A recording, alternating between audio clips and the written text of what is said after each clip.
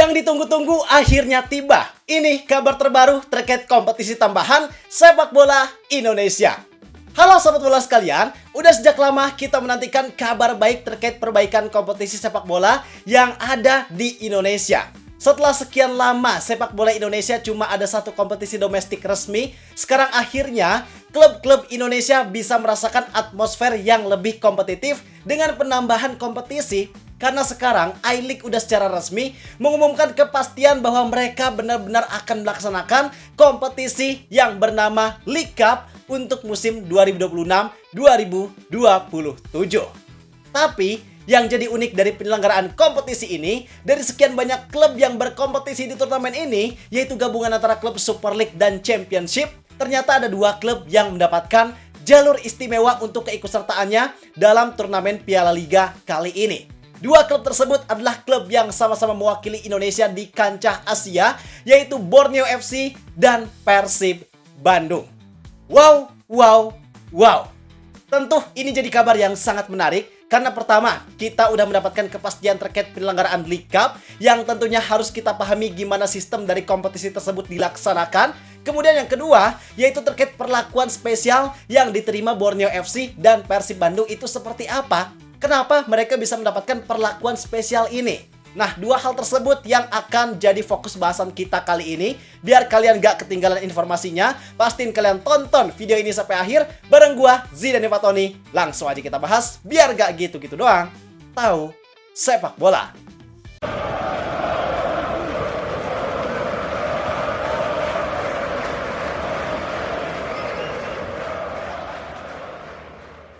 Oke, yang harus kita pahami bahwa I-League memang udah secara resmi mengumumkan bahwasannya mereka bakal menyelenggarakan kompetisi pendamping untuk musim depan bernama League Cup. Jadi League Cup ini memang diselenggarakan secara khusus yang pesertanya diisi oleh semua klub dari Super League dan Championship.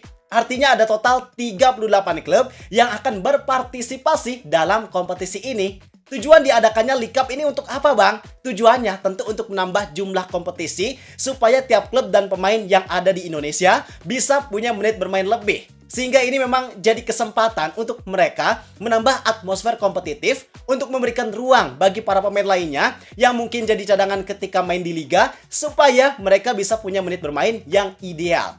Karena memang ini udah jadi sebuah bare minimum yang seharusnya I-League penuhi. Di kompetisi negara lain, udah sejak dulu konsisten menyelenggarakan lebih dari satu kompetisi. Bahkan negara-negara tetangga nih, ada yang jumlah kompetisi domestiknya itu sampai 3 atau 4. Sedangkan Indonesia, walaupun dulu kita juga pernah punya yang namanya Copa Indonesia. Itu waktu zamannya ISL. Terus di zamannya Liga 1 juga pernah ada Piala Indonesia. Yang kalau nggak salah waktu itu penyelenggaraannya cuma satu musim. Tapi habis itu, kita nggak punya lagi kompetisi Liga tambahan selain kompetisi Liga.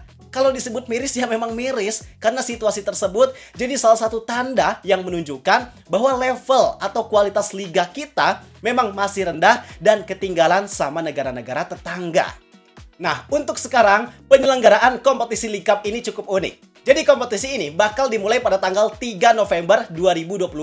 Nantinya kompetisi ini bakal dimulai dari fase grup, bakal ada 3 match di setiap grupnya. Artinya di setiap grup bakal diisi dengan jumlah 4 tim, dan jumlah grup nantinya kurang lebih ada sekitar 6 grup. Kemudian dari fase grup ini bakal diambil 12 tim terbaik, yaitu 12 tim tersebut diambil dari mereka yang berhasil jadi juara grup dan runner up grup, untuk nantinya mereka bersaing lagi di fase knockout.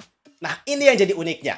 Mungkin kalian ada yang nggak sadar bahwa dengan jumlah 6 grup yang masing-masing diisi 4 tim, itu artinya tim yang berkompetisi cuma 36 tim. Padahal tadi kita di awal nyebut jumlah tim yang berkompetisi di League Cup ini ada 38 tim. Kemana 2 tim sisanya? Nah, ini yang jadi informasi unik dan spesial yang harus kalian ketahui. Karena ada 2 tim yang mendapatkan jalur khusus atau spesial dalam keikutsertaannya di turnamen ini. 2 tim tersebut adalah Borneo FC dan Persib Bandung. Spesial dalam hal apa? Jadi Borneo FC dan Persib jadi 2 tim yang otomatis bakal secara langsung lolos ke babak perempat final. Wow.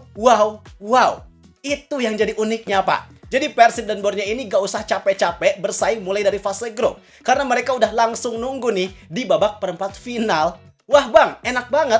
Gak adil dong kalau Persib dan Borneo langsung lolos ke babak perempat final. Sabar dulu. Alasan Persib dan Borneo langsung lolos di babak perempat final ini memang sangat logis dan bisa kita terima. Karena dua tim ini bakal jadi wakil Indonesia di kancah Asia, yaitu Borneo di AFC Challenge League, sedangkan Persib di AFC Champions League tuh. Selain di AFC, kita juga jangan sampai lupa bahwa mereka berdua juga bakal jadi wakil Indonesia di kompetisi ASEAN Shopee Cup.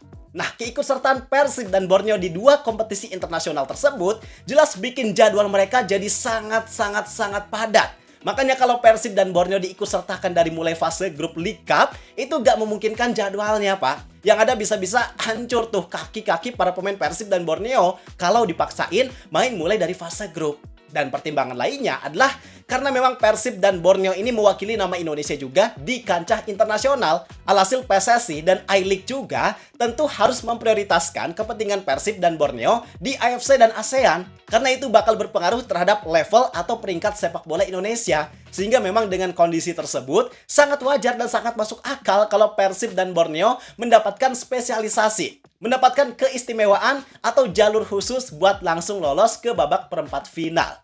Kalau ada yang ngerasa keputusan ini gak adil, misal bilang, ini semua ulah Papa Erik nih, supaya Encip bisa jadi juara lagi. Kalau ada yang ngomong kayak gitu, bisa kita pastikan bahwa mereka adalah orang yang gak bisa mendukung kemajuan sepak bola Indonesia. Di hatinya mungkin ada rasa iri dengki sama apa yang didapatkan klub lain. Simpelnya, kalau kalian mau dapetin jalur istimewa ini, ya klub kalian harus jadi juara atau setidaknya runner up. Itu memang jadi sebuah reward yang worth it, yang sangat layak. Karena Persib dan Borneo di musim sebelumnya udah berjuang habis-habisan, udah berhasil dapat pencapaian, maka layak juga buat mereka sebagai peringkat 1 dan 2, sebagai wakil Indonesia juga di kompetisi Asia untuk mendapatkan keistimewaan di kompetisi League Cup kali ini. Dan makanya, tadi setelah fase grup ada 12 besar kan? Itu kalau kita hitung jumlahnya memang nanggung. Tapi dari 12 besar itu kemudian diambil jadi 6 besar. Dan 6 besar ini ditambah sama Persib dan Borneo yang udah nunggu di perempat final. Jadi jumlahnya pas ada 8. Maka situasi ini juga